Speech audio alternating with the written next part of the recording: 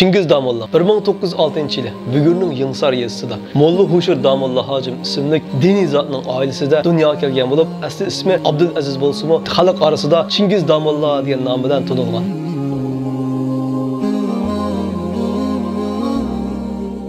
20 asrning oldingi yarmida yashagan vatansuvar, ma'rifatparvar zotlarimizning biridir. Chingiz Damolla dastlabki diniy ma'lumotini Bugur va Kuchalarda olgandan keyin Qashqar xonlik madrasasida bir mezgil o'qigan. Ondan 1925-yili Hindistonga borib, Osiyo bo'yicha eng donglik madrasa Deoband madrasasida 1,5 yil o'qigan. 1926-yili Hindistondan ayrilib, paraxot bilan Qohiraga qarab yo'lga chiqqan. Qohiraga yetib borgandan keyin 1927-yili dunyo bo'yicha eng cho'ng, eng donglik ilm yurti Azhar oliy bilim yurtida o'qishga boshlagan va 1934-yili İslam qonunshunosligi va islom tarixi sohasi bo'yicha o'qishni g'alabalik tamomlagan. Azhar universitetini bitirgandan keyin birinchi Fuat universitetida, ya'ni bugungi Qohira universitetini bitirib, mazkur universitetda o'qituvchi bo'lib 1939-yili Makkaga borib, haj farzini ado qilgan. Chingizxon Damolla Saudiya Arabistonda Mahmud Sijang bilan ko'rishgan va uning bilan Yaponiyaga borgan. Yaponiya hukumatı alohida maqsad bilan Mahmud Sijang va Chingizxon Damollani Beijingga o'rlashtirgan. Keyin Chingizxon Damolla Nanjing universitetiga o'qishga kirgan. U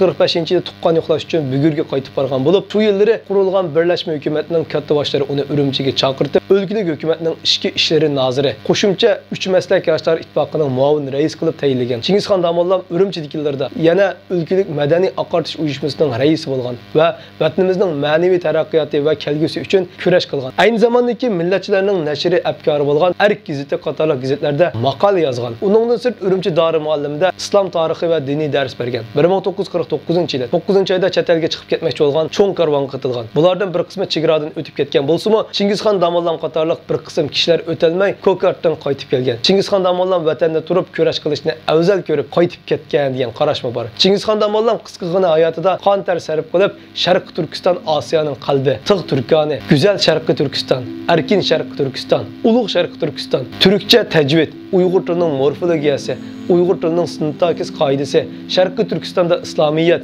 Türk adabiyat tarixi, Sharqi Turkiston al-Xolida qatorliq 13 parcha kitob yozgan bo'lib, bulardan Sharqi Turkiston Osiyoning qalbi, Savtul Vijdon, ya'ni vijdon ovozi, Uyg'ur sintaksisi va Tig' Turkani qatorliq 4 parcha kitoblar nashr qilingan. Qolgan kitoblari nashr qilinish fursatiga erisholmasdan yo'qolib ketgan. Chingizxon Damolla 1950-yilda qo'lga olingan. 1952-yilda 2-oyning 25-kuni xalq dushmani degan tuhmat bilan o'lim jazosiga hukm qilingan va Mas'ud Afandi, Qurbon Qo'day qatorliq inqilobchi adiblar bilan shahid qilingan. Alloh Damollaning martabasini yuqori qilsin.